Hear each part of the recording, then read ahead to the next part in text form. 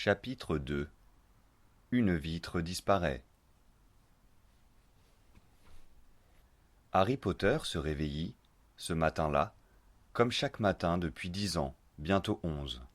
En ouvrant les yeux, il aperçut les petites et grosses araignées au plafond du placard à balai, sous l'escalier de la maison dans laquelle sa chambre avait été établie drastiquement depuis qu'il vivait là. Il les connaissait bien, ces araignées, maintenant, à force de vivre avec. Il y avait là Patrick, Denise, Roger, Marcel, Dominique, Douglas, Justine, qui venait d'avoir des bébés, et tout un tas d'autres patronymes que Harry avait pris le temps de placer sur chaque être pour se donner l'impression de vivre au sein d'un vrai petit village autonome. C'était un jeu entre lui et lui-même pour passer le temps, voilà.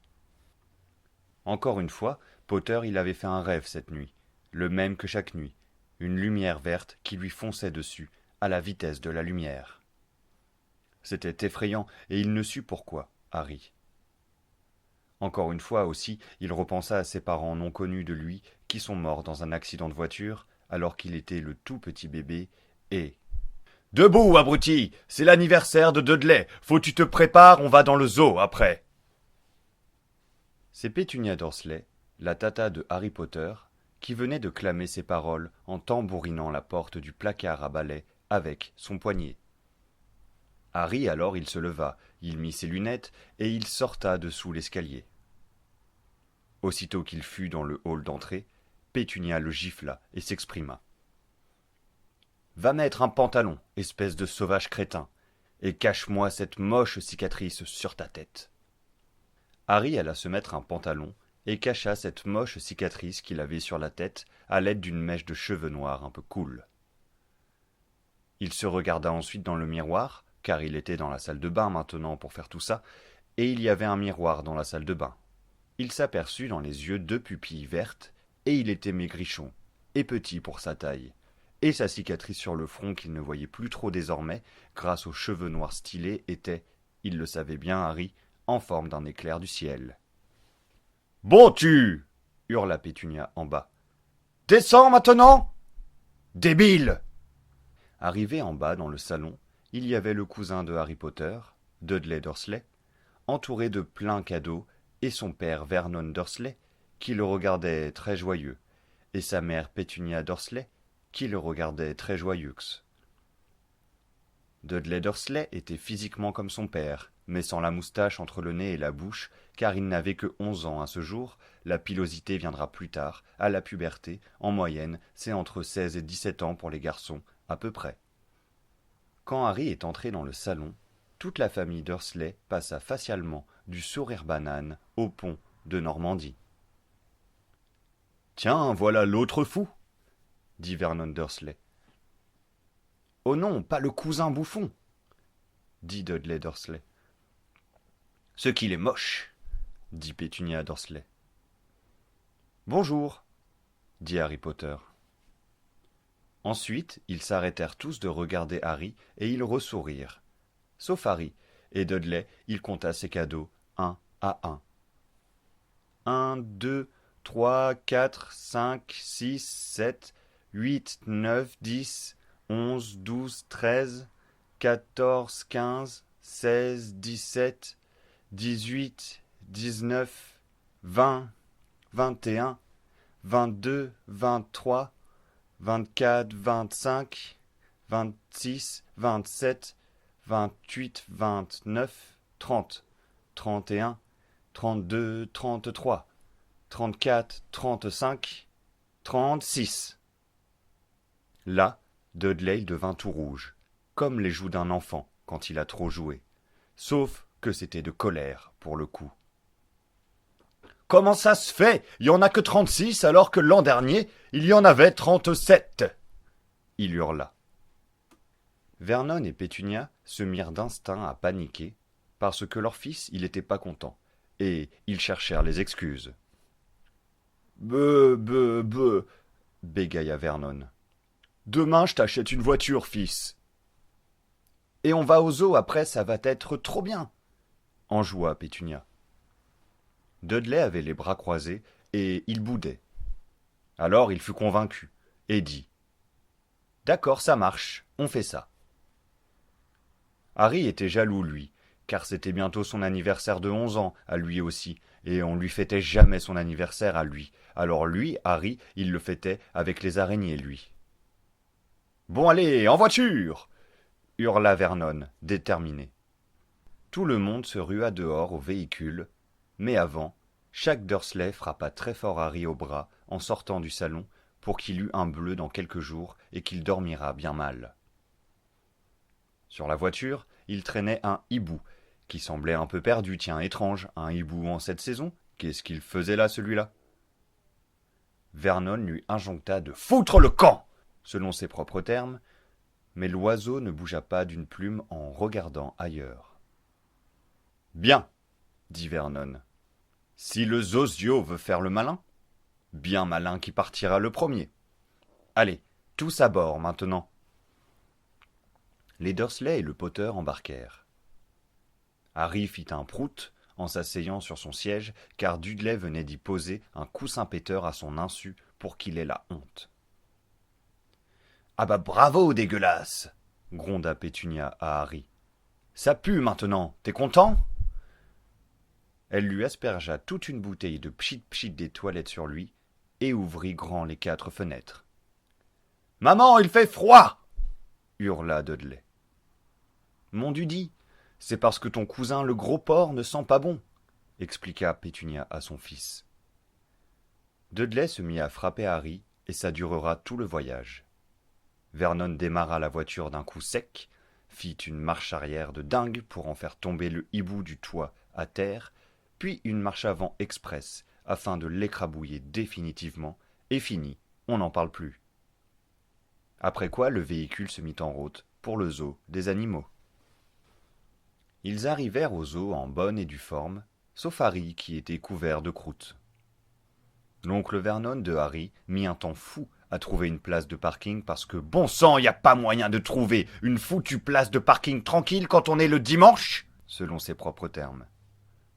Puis, lorsqu'il en trouva une convenable, entre une vieille Mercedes et une camionnette rouillée au sein d'un fossé boueux, ils sortirent tous les 5 du véhicule.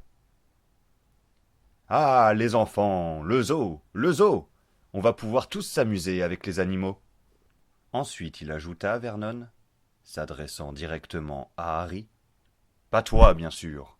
J'espère que tu vas bien t'ennuyer. » « Merci beaucoup de m'avoir emmené avec vous pour cette sortie, monsieur et madame Dursley, » dit Thomas, un ami de Dudley. Thomas fit un croc-en-jambe à Harry Potter. Lorsqu'ils arrivèrent à la billetterie, Vernon prit 4 places, une pour sa femme Pétunia, une pour son fils Dudley, une pour l'ami de son fils Thomas, une pour lui. Et, se tournant vers Harry, il dit « Toi, tu payes ta place, bien sûr. »« Mais, oncle Vernon, dit Harry, je n'ai pas d'argent. » Vernon se tourna vers le monde environnant en écartant les bras et criant « Il n'a pas d'argent! Vous entendez tous? Il n'a pas d'argent !»« Le billet est gratuit pour les moins de 12 ans, monsieur, » dit la femme de la billetterie. Vernon devint rouge comme une tomate confite. Il lança un regard noir comme une statue de Pompéi à la femme de la billetterie, puis il se résolut d'inviter son groupe à le suivre comme Jésus avec ses apôtres. « Ces gens du peuple, ces fonctionnaires !» grommela-t-il dans sa moustache bien mûre. « Je te zigouillerai tout ça, moi !»« Du calme, mon chéri !» le consola Pétunia en lui prenant le bras. « Les lois pour supprimer des postes de fonction publique vont bientôt être adoptées. Tout ça ne sera plus qu'un mauvais souvenir. » C'était la folie, le monde qu'il y avait dans le zoo. Harry était un peu content car il en profita pour s'éclipser des Dursley et de Thomas, qui adoraient le taper. Il alla voir les ours, mais les ours étaient en restauration. Donc il ne les vit pas. Au bout d'un quart d'heure, Harry s'ennuya et il décida de retourner voir les Dursley et Thomas. Au moins avec eux, il y avait de l'interaction. Ils étaient tous au vivarium en train de regarder les serpents et les mygales. Peut-être que ces arachnides poilus étaient parents avec les amis araignées de Harry, songea Harry. Il vit Dudley et Thomas dans un endroit de l'endroit, en train de taper super fort sur une vitre, où, À l'intérieur, un boa constrictor faisait semblant de dormir pour avoir la paix. « Hé papa !»